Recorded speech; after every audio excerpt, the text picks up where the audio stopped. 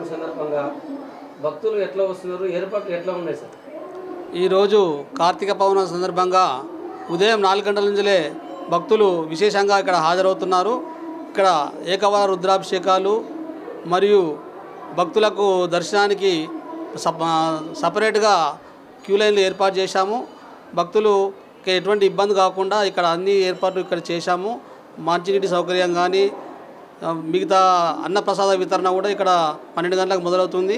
ఈరోజు సాయంత్రం 5 గంటలకు పల్లకి సేవ, అనంతరము జ్వాలాతోరణ కార్యక్రమాలు కూడా బ్రహ్మాండంగా నిర్వహించబడతాయి.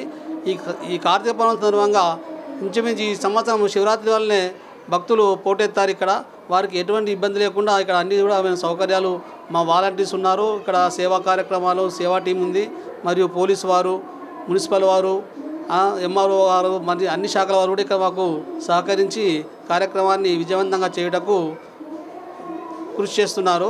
వారికి కూడా మేము ఈ సందర్భంగా ధన్యవాదాలు తెలియజేస్తున్నాం. అంటే ఏమన్నా ఇబ్బంది లేకుండా పబ్లిక్ తాకిడి ఏమైనా వచ్చి అలాంటి ఇబ్బంది లేకుండా సో భక్తులకు మీరు ఏం చెప్పదలుచుకున్నారు? ఇక్కడ బీరం కూడా ఉంటారు.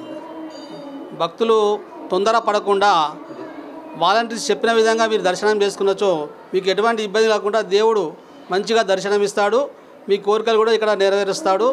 మీరు వాలంటీర్స్ చెప్పిన విషయాలు మీరు పాటిస్తే మీరు శీఘ్ర దర్శనము మరియు మీకు ఎటువంటి అసౌకర్యం ఉండదు.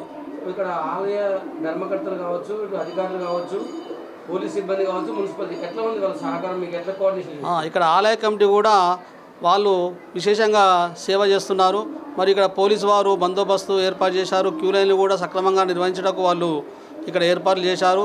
మున్సిపల్ సిబ్బంది కూడా ఎప్పటికప్పుడు ఇక్కడ పారిశుద్ధ కార్యక్రమాలు నిర్వహిస్తున్నారు. ఇక్కడ మళ్ళీ వైద్య శాఖ వారు కూడా ఇక్కడ ఆరోగ్య కేంద్రం ఏర్పాటు చేశారు. ఎవరికి ఎటువంటి ఇబ్బంది లేకుండా అన్ని శాఖల వారు ఇక్కడ మాకు సహకరిస్తున్నారు.